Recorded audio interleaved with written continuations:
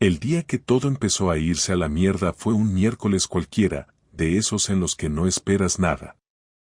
Eran las 3 de la tarde, yo acababa de llegar del curro, reventado, como siempre, y me eché en el sofá con la tele puesta en modo ruido de fondo. Marta, mi mujer, me había dicho que iba a salir a tomar algo con una amiga antes de recoger a la niña del cole. Vale, todo normal. Pero no. Nada fue normal ese día. Estaba ahí, medio dormido, cuando empecé a oír ruidos del piso de arriba. Gemidos. Gemidos fuertes. Y antes de que te lo preguntes, sí, vivimos en un bloque antiguo con paredes de papel.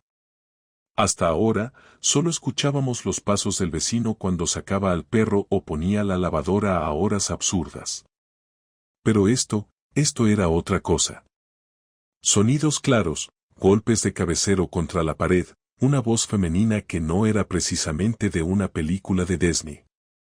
Y claro, uno al principio se ríe. Piensa, joder con el vecino, cómo se lo monta. Pero entonces caí en un detalle que me cambió la cara en seco, el vecino de arriba se había ido de viaje el lunes. Vacaciones con su novia a Cádiz. Me lo contó él mismo en el ascensor. Entonces, ¿quién estaba arriba? Ahí me levanté del sofá, en automático. Fui al balcón, y desde allí, con un poco de maña, pude ver la ventana del dormitorio de arriba, justo en el hueco del patio interior. Cortinas medio corridas. Y justo en ese momento, vi algo. Una silueta femenina. Pelo castaño claro, recogido en un moño deshecho. Y una risa. Una risa que conocía demasiado bien. Era Marta. Mi Marta. Con un tipo al que no podía verle la cara bien, pero tenía el torso desnudo y tatuajes en el brazo derecho. Se le veía cómodo, en su salsa. Y ella no parecía incómoda tampoco. Todo lo contrario. No sé cuánto tiempo estuve ahí, paralizado. El corazón me iba a 1000 por hora, pero por fuera estaba como congelado. No me lo creía. No era posible. Quise pensar que era una confusión, que era alguien que se parecía. Pero la voz, la risa, la forma de moverse, no hay forma de confundir eso cuando has dormido con alguien durante años. Bajé del balcón. No hice escándalo. No grité.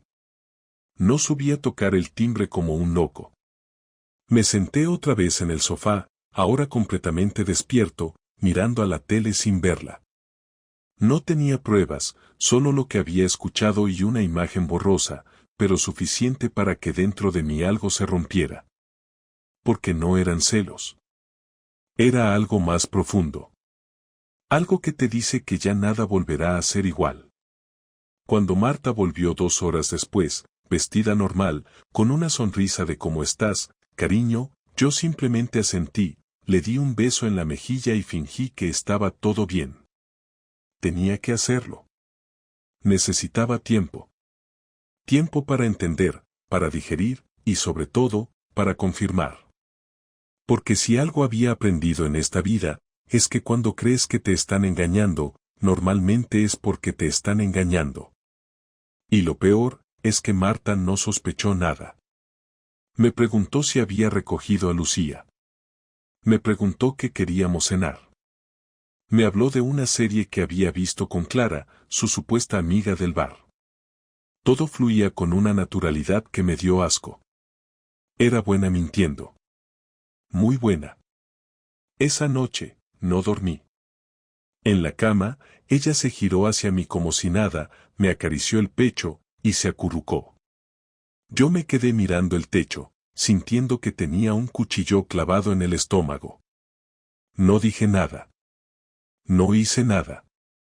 Pero en mi cabeza, ya estaba preparando el siguiente paso. No dormí esa noche. Literalmente. Me pasé las horas mirando el reloj de la mesilla encenderse cada 10 minutos con su luz azul, como si se burlara de mí. Marta roncaba suave, tapada hasta los hombros, con la respiración tranquila de quien no tiene nada que ocultar o de quien sabe mentir muy bien. Yo no me moví. Ni una sola vez. Me quedé con los ojos abiertos toda la noche y repasé una y otra vez lo que había escuchado y visto desde el balcón.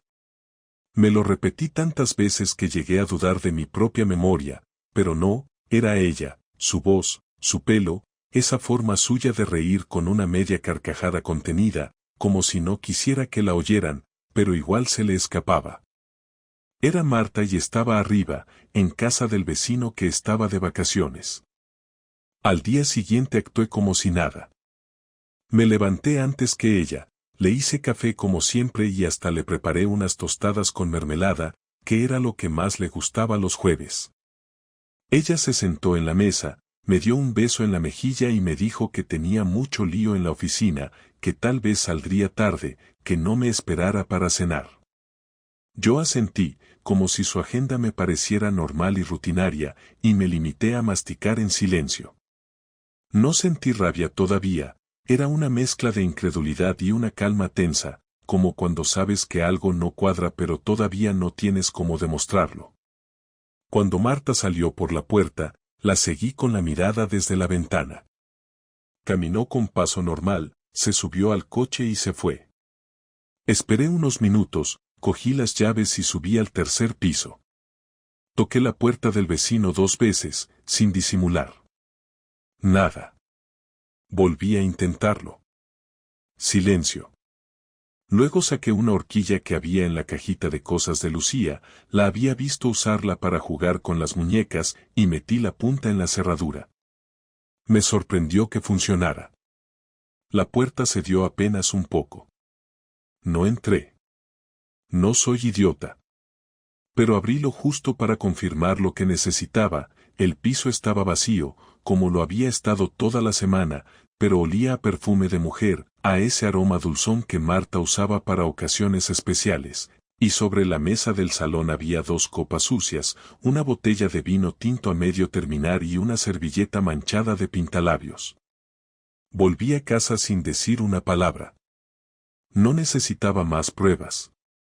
No tenía que ver mensajes en su móvil ni seguirla con una cámara.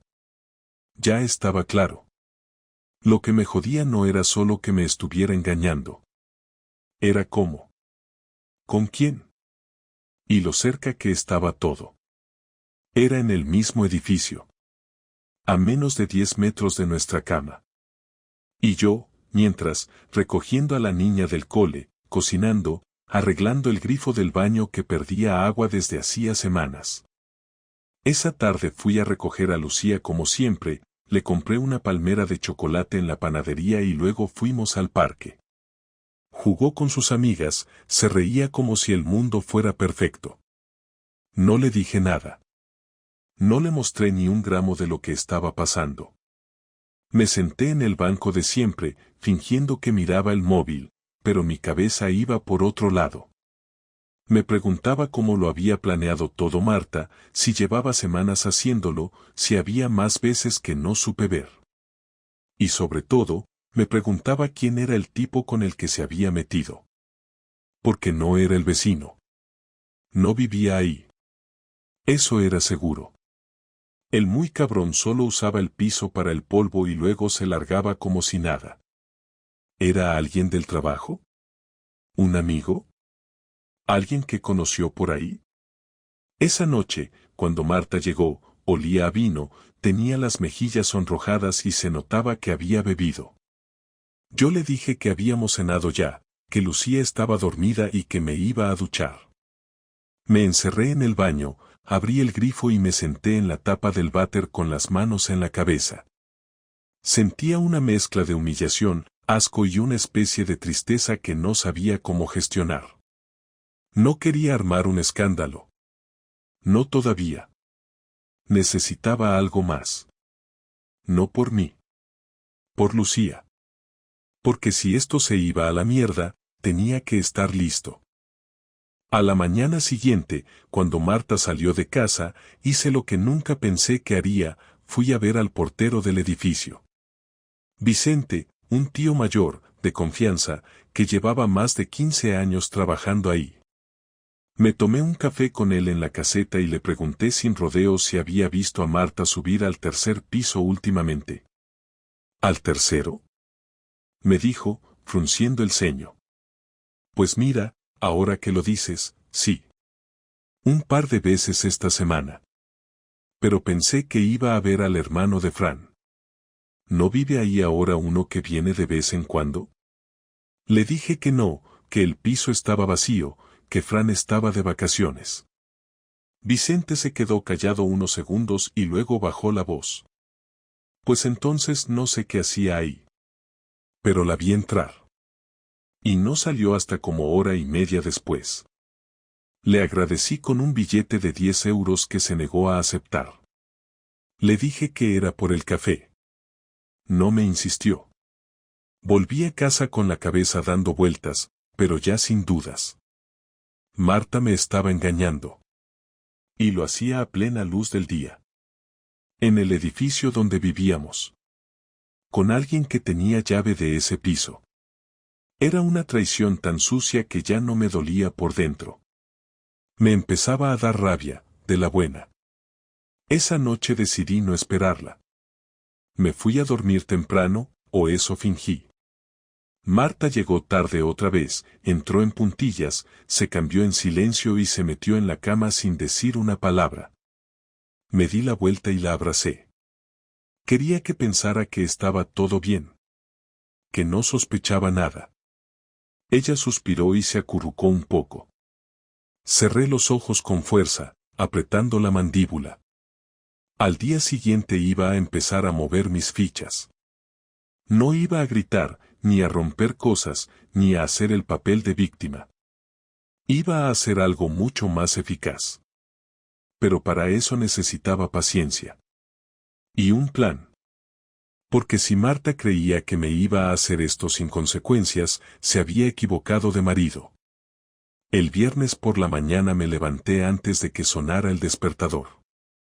Había pasado la mitad de la noche dándole vueltas a cómo enfrentarlo sin perder los papeles, sin gritar, sin hacer de mi casa un circo. No quería que Lucía escuchara una pelea, no quería que nadie del edificio se enterara de golpe. Lo que quería era que Marta sintiera exactamente lo que yo sentí cuando supe la verdad, que se diera cuenta de que no era más lista que yo, que no podía seguir manejando las cosas a su antojo. Fui al trabajo, pero no logré concentrarme. Revisé el mismo informe 3 veces y contesté correos que ni recordaba haber leído. Todo el rato pensaba en cómo hacerlo, si esperarla al mediodía o por la noche, si hablarle tranquilo o soltarle lo que llevaba dentro de una vez. Tenía que elegir el momento justo, ese en el que no pudiera escaparse con excusas o fingir que no entendía. A la una llamé a Clara, su amiga, la misma con la que supuestamente se había ido a tomar algo el día de los gemidos. No la conocía mucho, pero teníamos confianza suficiente para saludarnos y charlar en los cumpleaños de Lucía. Le pregunté si Marta estaba con ella el miércoles, y Clara me dijo que no, que hacía más de 2 semanas que no quedaban. Cuando le pregunté si sabía con quién podría haber estado, se quedó callada unos segundos, y luego me soltó un no tengo ni idea que sonó tan nervioso que lo supe, ella también sabía algo. No insistí. Le di las gracias y colgué. Era mejor dejarla fuera de eso. Esa tarde fingí que todo era normal. Fui a buscar a Lucía al cole, la llevé a su clase de baile, hice la compra y preparé la cena. Cuando Marta llegó, estaba de buen humor, o fingía estarlo. Me saludó con un beso y dijo que le habían dado un día libre el lunes, que podríamos hacer algo los 3. Me habló con esa naturalidad ensayada que me hervía la sangre. Yo la miraba y pensaba en el tipo con el que se había acostado, en las copas sobre la mesa, en su perfume por todo el piso de arriba, en la risa que me había perforado la cabeza. Después de cenar, Lucía se durmió viendo dibujos. Marta estaba en el sofá con una copa de vino y el móvil en la mano. Me senté enfrente, sin decir nada. Ella me miró y preguntó por qué la observaba así. Le dije que necesitaba hablar con ella. frunció el ceño, dejó el móvil en la mesa y me pidió que no empezara con dramas. Fue esa frase la que me hizo perder la poca paciencia que me quedaba.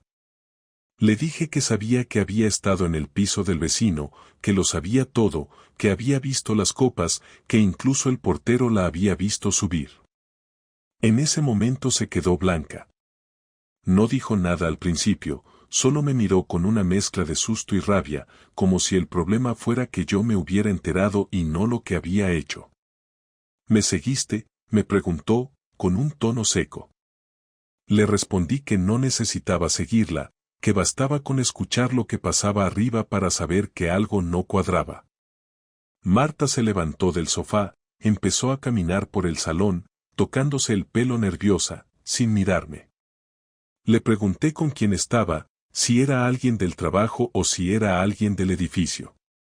Al principio lo negó todo, juró que no sabía de qué hablaba, que estaba exagerando, que podía explicarlo. Le pedí que lo hiciera, que explicara por qué había copas suyas en la mesa del vecino y por qué olía a su perfume. Entonces se quebró.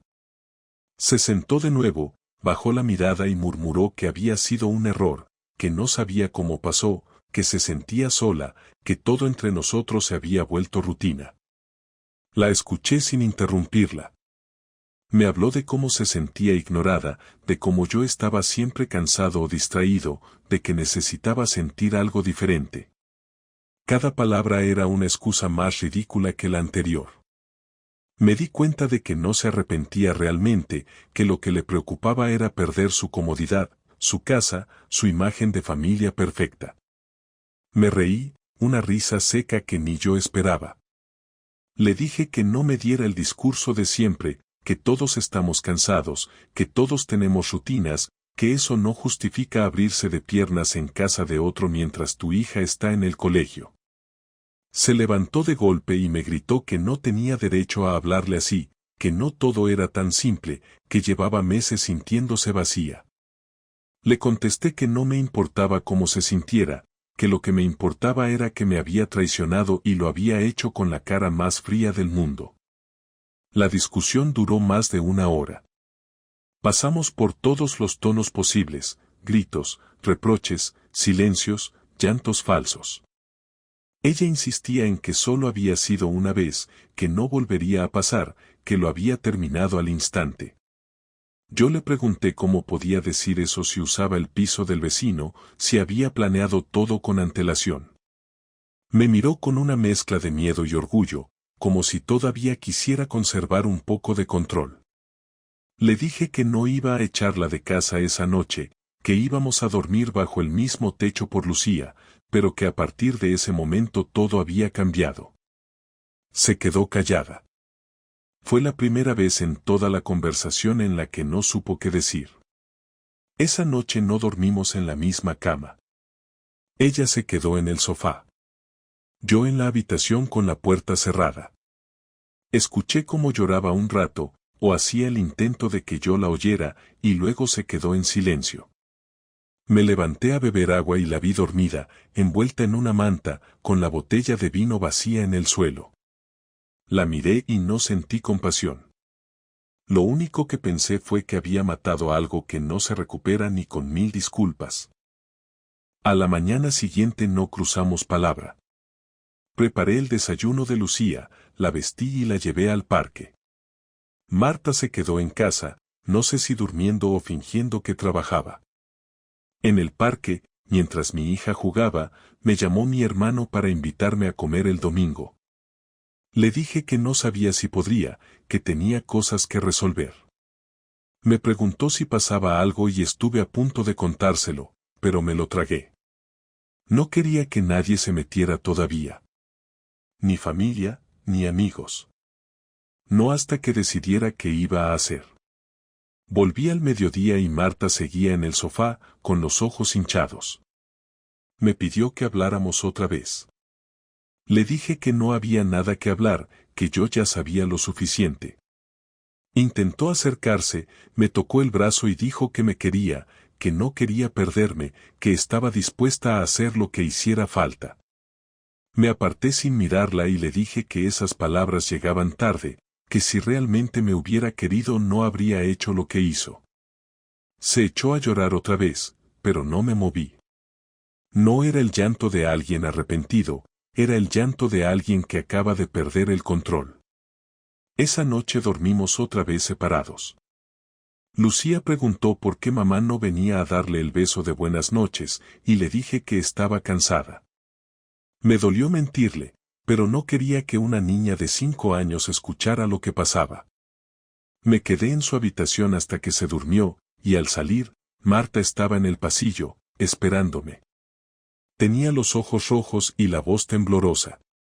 Me pidió que no la odiara. Le respondí que no la odiaba, que el odio implicaba sentir algo, y yo ya no sentía nada. Cuando cerré la puerta detrás de mí, supe que la relación se había terminado. No porque lo hubiéramos dicho en voz alta, sino porque ya no quedaba nada que sostener. Solo faltaba decidir cómo iba a devolverle el golpe, cómo iba a dejarle claro que no se traiciona así a alguien que nunca te falló.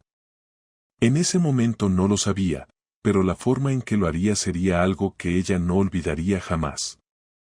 Pasaron 3 días sin que cruzáramos más que lo básico, lo mínimo imprescindible para mantener el funcionamiento de la casa. Marta no insistía, tampoco lloriqueaba como la primera noche. Había cambiado de estrategia. Ahora se movía con cuidado por casa, como si pisara cristales, como si esperar en silencio fuera a redimirla. Me observaba cuando creía que yo no la veía, me dejaba cafés en la cocina sin decir nada, hacía más por Lucía, se mostraba más participativa, casi como si quisiera recuperar puntos. Pero no hablaba del tema. No pedía perdón. No explicaba más. No me ofrecía nada que valiera la pena escuchar. Y eso me venía perfecto. Porque mientras ella jugaba a que todo podría arreglarse con presencia pasiva y comida casera, yo estaba preparando lo que realmente merecía. No una escena de telenovela. No una discusión eterna. Algo más fino. Más útil. Más real.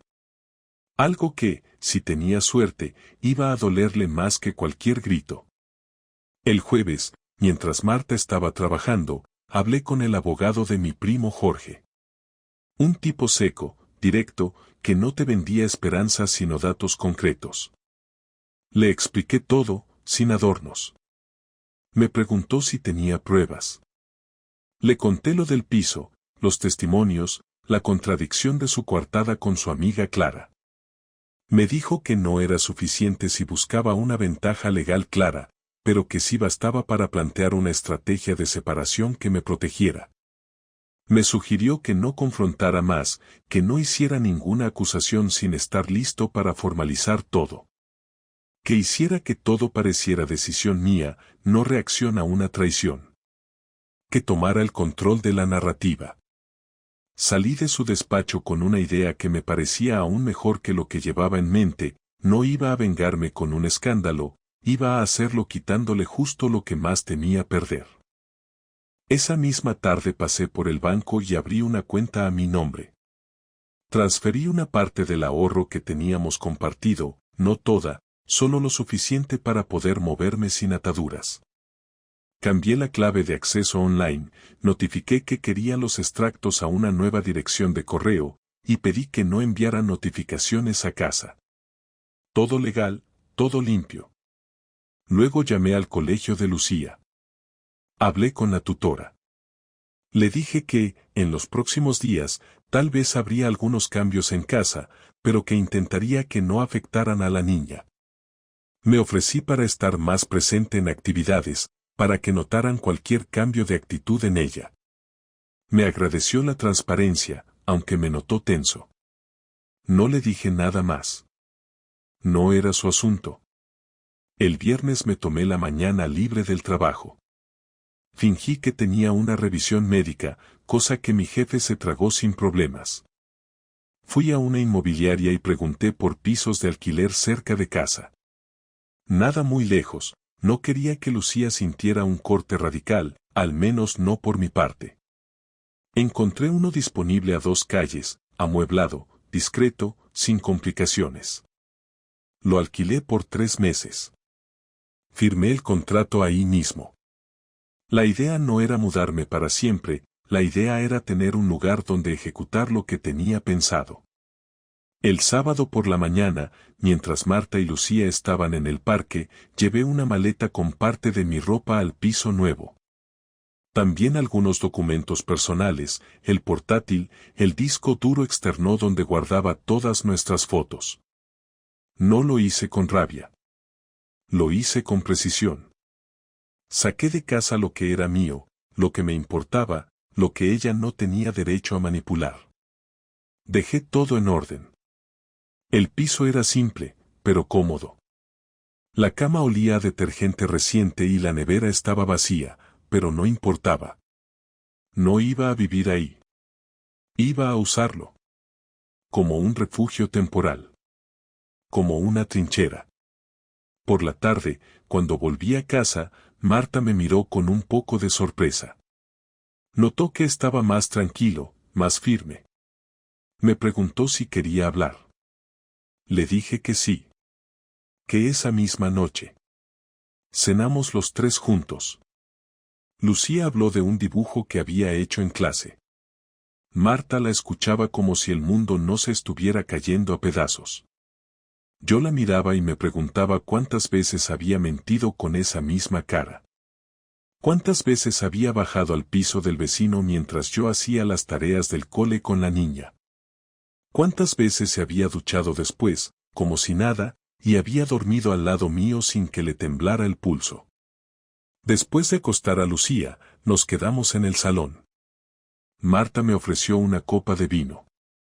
No la acepté. Me senté frente a ella y le dije que no íbamos a seguir juntos. Que no había posibilidad de arreglarlo. Que mi decisión era definitiva. Que ya no era cuestión de lo que hiciera o dijera. Que era un hecho. Me miró sin moverse.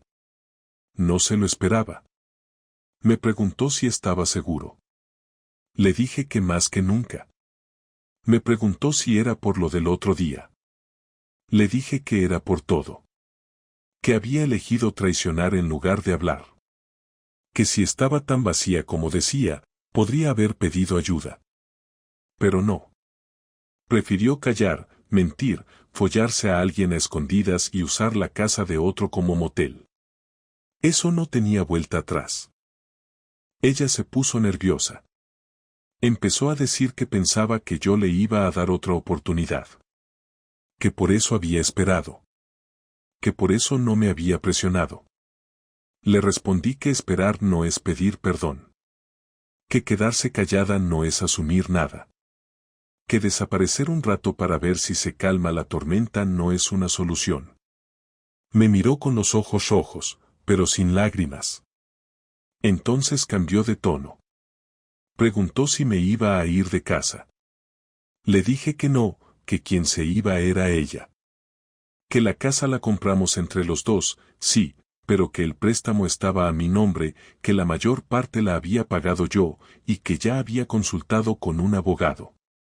Le expliqué que podía quedarse unos días, pero que a la semana siguiente iba a formalizar la separación, y que ella debía buscar otro sitio. Me preguntó si podía llevarse a Lucía. Le dije que eso se discutiría legalmente, pero que no permitiría que usara a nuestra hija como moneda. Entonces sí se quebró. Lloró de verdad. Pero no por arrepentimiento. Lloró por miedo. Porque ahora sí entendía que lo que había hecho no tenía solución. Me preguntó si no podíamos hacer terapia, intentar salvarlo. Le dije que no había nada que salvar. Que no la odiaba, pero tampoco la respetaba. Y sin respeto no hay nada. Me pidió una oportunidad para explicarme todo bien. Le dije que ya no me interesaba. Que no necesitaba saber cuántas veces ni con quién. Que lo único que me importaba era salir de ahí con mi dignidad intacta y proteger a mi hija de esta basura. Se quedó callada, mirando el suelo.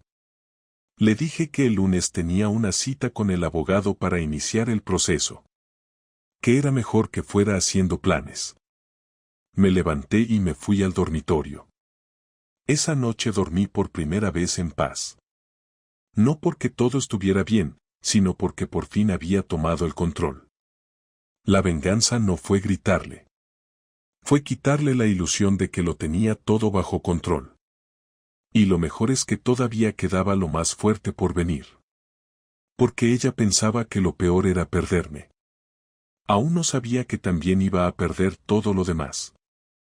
El lunes amaneció con una calma que no encajaba con la tensión que se respiraba en casa. Marta había dejado de insistir, de buscarme con los ojos, de acercarse con excusas absurdas. No sé si entendió que ya no tenía espacio para moverse o si simplemente había decidido dejarse arrastrar por la corriente, esperando que el tiempo hiciera algo por ella que ya no dependía de sus palabras. Yo, por mi parte, me levanté temprano, desayuné con Lucía, la llevé al colegio como si fuera un lunes cualquiera, y después fui directo a la notaría con los papeles que me había preparado el abogado. Firmé la documentación inicial para la separación de bienes, el cese de convivencia, la solicitud de custodia compartida. Todo quedó en marcha. No volví a casa después de eso. Fui al piso que había alquilado, encendí el portátil y me senté a trabajar desde allí. Había avisado a mi jefe que teletrabajaría toda la semana por asuntos personales y me lo había concedido sin preguntas. Pasé el día en silencio, sin distracciones, concentrado, pero con una calma que no me conocía desde hacía semanas. Por la tarde, recogí a Lucía del colegio y la llevé directamente al nuevo piso. No se extrañó. Le dije que íbamos a pasar unos días ahí los dos, que era una casa cerca de mamá, que ella también la conocería pronto. Le gustó el lugar, sobre todo porque había una cama litera que me había pedido desde hacía tiempo y que no cabía en su cuarto anterior. Jugó, merendó, y se quedó dormida temprano. Yo preparé una pequeña mochila con su ropa para los días siguientes, dejé todo en orden y después la acosté. Cuando estuve seguro de que dormía profundamente, regresé a casa. No iba a dormir allí, pero tenía algo pendiente. Marta estaba sentada en la cocina, con un vaso de agua en la mano. Me preguntó por Lucía. Le dije que estaba bien, que estaba conmigo en otro sitio y que eso iba a ser lo normal a partir de ahora, al menos durante un tiempo. No lo dijo en voz alta, pero entendí que esperaba que yo cediera, que pensara en el bienestar de la niña como una razón para suavizarlo todo. No lo hice. Le recordé que el proceso ya estaba iniciado, que pronto recibiría la notificación legal, y que podía revisar todo con su propio abogado si lo deseaba. Le aclaré que no me interesaba discutir detalles en casa, ni entrar en dinámicas sucias. Todo se haría con respeto, pero sin volver atrás. Ella se levantó, caminó hasta mí y me pidió una última conversación, una sincera. Accedí, no porque creyera que serviría de algo, sino porque quería escucharla decir en voz alta todo lo que había callado, sin adornos. Nos sentamos en el salón. Ella me miró fijamente. Dijo que llevaba más de un año sintiéndose desconectada, que yo me había vuelto rutinario, distante, que siempre estaba pendiente del trabajo, de la casa, de la niña, pero que nunca hablábamos de nosotros. Le pregunté si esa era su excusa para acostarse con otro. Me dijo que no quería justificarlo, pero que fue algo que ocurrió, que no lo planeó, que pasó y que se sintió viva otra vez. Le pregunté si sentía culpa. Dijo que sí, pero lo dijo como quien repite algo aprendido, sin peso. Me habló del tipo. Un tal Iván. Un compañero de trabajo que vivía en el centro pero que tenía acceso al piso del vecino porque era primo de Fran. Me dijo que lo del piso fue idea de él, que ella no quería que fuera ahí, pero que se dio porque no quería ir a hoteles. Me dijo que todo duró un par de meses, que al principio solo hablaban, que después empezó a ir más allá. Le pregunté si lo seguía viendo. Me dijo que no, que lo había cortado desde la noche que discutimos. Le pregunté si sentía algo por él. Dudó un segundo, y luego dijo que no, que solo fue una vía de escape. Cuando terminó, me preguntó si no era capaz de perdonar. Le dije que no era cuestión de perdón, sino de dignidad. Que una cosa era pelear por una relación y otra distinta era arrastrarse detrás de alguien que había elegido destruirla mientras fingía que todo iba bien. Me dijo que no quería perder la familia. Le dije que ya la había perdido, que la familia no era una etiqueta sino una forma de actuar. Me preguntó si podía al menos intentar que la convivencia fuera lo más civilizada posible. Le respondí que sí, que mientras durara el proceso y compartiéramos el techo, actuaría con respeto, pero que no esperara cercanía ni diálogo más allá de lo esencial. Al día siguiente, empecé a dividir lo que quedaba. Documentos, muebles, fotos, recuerdos. Separé lo mío, le dejé lo suyo. No hice escándalos ni comentarios sarcásticos. Solo recogí lo que me correspondía. También hablé con su madre, la abuela de Lucía, para explicarle que durante unos meses la niña alternaría casas, que prefería que lo supiera por mí. La mujer, que siempre me había tenido en buena estima, se quedó en silencio unos segundos y luego me dijo que lo sentía, que no sabía nada. Le creí. Nunca le cayó bien que Marta se creyera tan lista. Me dijo que, si necesitaba ayuda con la niña, contara con ella. Le agradecí y corté. Marta empezó a hacer sus propias gestiones. Vi que pasaba más tiempo al teléfono, hablando en voz baja. No pregunté nada. Empezó a dormir en la habitación de Lucía. Yo pasé a usar el dormitorio principal, no por marcar territorio, sino porque era más cómodo para trabajar y tenía mi escritorio. Nos cruzábamos en la cocina, en el pasillo, en el baño. Todo con educación seca. Lucía preguntaba por qué no dormíamos juntos. Yo le respondía que ahora íbamos a pasar más tiempo separados para que todos estuviéramos más tranquilos. Ella lo aceptaba sin entender del todo, como hacen los niños cuando no les dan todas las piezas del rompecabezas. Una noche, Marta me dejó una hoja en la mesa con una propuesta para dividir gastos mientras durara la separación. Le respondí por escrito al dorso, ajustando solo 2 cosas. Me devolvió una sonrisa neutral al día siguiente. El teatro de la civilidad funcionaba. Pero lo que ella no sabía era que ya había hablado con recursos humanos de su empresa. Un amigo que trabaja en el mismo sector me había hecho llegar una información delicada. Iván no era solo su amante. También era el responsable directo de un par de cuentas sensibles y llevaba meses bajando el rendimiento por culpa de sus escapadas en horario laboral. Y todo apuntaba a que algunas de esas escapadas coincidían con las tardes de Marta. No lo denuncié directamente. No lo necesitaba. Solo pedí una reunión informal con alguien del departamento de cumplimiento, como quien consulta si puede presentar una queja anónima. No di nombres, pero dejé caer fechas y detalles que cuadraban demasiado bien. Me aseguré de que la duda se sembrara, de que la información circulara. No fue una venganza impulsiva. Fue un ajuste de cuentas silencioso. Porque mientras ella había jugado con la estabilidad de nuestra hija, yo jugaba con lo que más le importaba después de su comodidad, su reputación. Y cuando vi que, al final de esa semana, llegaba a casa con cara de pocos amigos y sin decir palabra, supe que algo ya había explotado en su oficina. No necesitaba detalles. Solo necesitaba ver cómo empezaba a tambalearse todo lo que había construido encima de una mentira. Esa fue mi pequeña victoria. Y todavía quedaba el golpe final.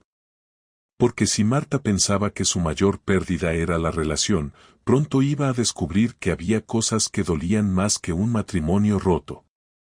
El lunes siguiente, después de dejar a Lucía en el colegio y pasar por el piso que había alquilado para revisar unas cosas, recibí una llamada que llevaba esperando sin saberlo. Era el abogado. Me dijo que Marta había respondido oficialmente al proceso, que había aceptado los términos iniciales pero que quería renegociar el régimen de visitas y la cuestión económica.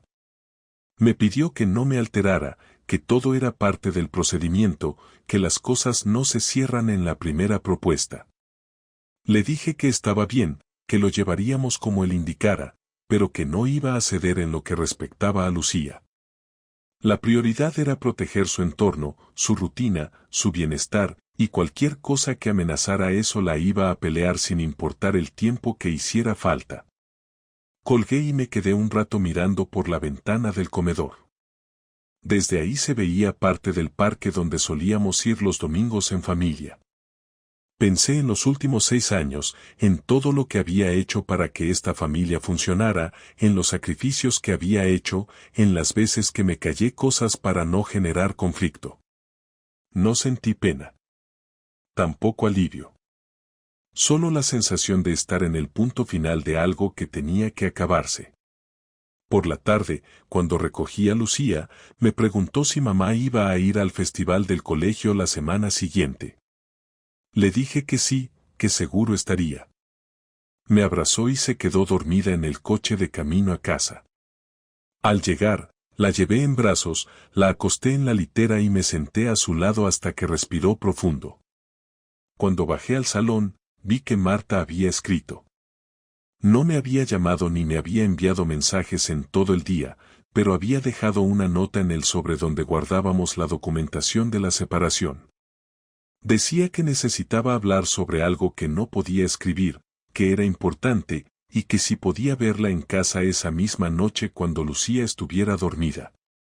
No respondí, pero a las 10 en punto, me presenté en el salón. Marta ya estaba allí, con un gesto serio que no le veía desde hacía tiempo. Me dijo que quería hablar con sinceridad, pero que no esperaba que eso cambiara nada, solo que necesitaba hacerlo. Asentí, le dije que hablara. Me explicó que desde la conversación del viernes en su trabajo, todo había cambiado. Que alguien había dado información sobre Iván y ella, que había sospechas sobre una relación impropia, que había empezado una investigación interna. No dijo que había sido yo, pero por la forma en que lo dijo, entendí que lo intuía. Me miró esperando alguna reacción, pero no dije nada. Continuó diciendo que no solo eso, sino que Iván, al verse expuesto, la había dejado colgada, que había negado todo, que incluso insinuó que ella lo había acosado. Que ahora no solo se enfrentaba a la posible pérdida de su puesto, sino también al desprestigio dentro de la empresa. Me pidió que le dijera si había sido yo quien lo inició. Le respondí con la verdad. Sí, fui yo. Y no me arrepiento. No levantó la voz. No discutió. Solo bajó la mirada y respiró hondo. Me dijo que entendía mi rabia, que entendía que quisiera que pagara por lo que hizo, pero que había otras formas. Le respondí que no era rabia. Era justicia. Que no buscaba arruinarle la vida, pero que tampoco iba a permitir que se fuera de esto limpia, como si nada. Que no podía traicionar así y luego simplemente continuar como si fuera una etapa superada. Me dijo que tenía miedo, que no sabía qué iba a pasar, que todo se le estaba viniendo abajo. Le dije que lo sentía por ella, pero que no era mi responsabilidad arreglarle eso. Que yo no era su red de seguridad, no más. Entonces me preguntó si podía al menos contar conmigo como padre de Lucía, que necesitaba saber que en eso no la iba a dejar sola. Le dije que siempre estaría ahí como padre, que Lucía no tenía la culpa de nada y que me iba a encargar de que tuviera todo lo que necesitaba, que no le faltara amor, estabilidad ni seguridad. Pero que eso no significaba volver a confiar en Marta, ni abrirle la puerta a una reconciliación. Le aclaré que íbamos a seguir adelante con la separación, que no iba a frenar nada, y que si necesitaba ayuda para mudarse, lo iba a facilitar, pero que no podía seguir en casa más allá de esa semana. Marta se quedó en silencio un buen rato. Luego se levantó, fue hasta la cocina y volvió con una caja de cartón pequeña. Me la entregó. Dentro había algunas fotos, cartas mías de cuando empezamos, y una pulsera que le había regalado el día que nació Lucía. Me dijo que no podía quedarse con eso, que le dolía tenerlo cerca. Le dije que hiciera lo que quisiera, que si no podía con ello, lo guardaría yo. La vi irse al cuarto sin decir nada más. 2 días después, la vi cargar su coche con cajas. Había conseguido un piso pequeño en casa de su prima, temporal. No me pidió ayuda, ni despedida. Solo me avisó de que se iría esa tarde y que pasaría por Lucía el sábado para llevarla al parque. Asentí. No hubo abrazos. No hubo lágrimas. Solo un cierre necesario. Esa noche dormí en silencio, sin sobresaltos, sin esperar el sonido de una puerta, sin tensión. Por primera vez desde que todo esto empezó, pude respirar hondo y pensar en el futuro sin la carga del resentimiento. Un par de semanas después, el proceso avanzó sin trabas. Custodia compartida, acuerdo de visitas, división equitativa de bienes. No fue perfecto, pero fue justo. Marta, según supe por conocidos, estaba en un limbo laboral. No la habían echado aún, pero su posición estaba en revisión. Iván se había cambiado de departamento. No quise saber más. No me interesaba. Empecé a dedicar más tiempo a Lucía, a llevarla a sitios nuevos, a construir una rutina en nuestro pequeño piso que se sintiera propia.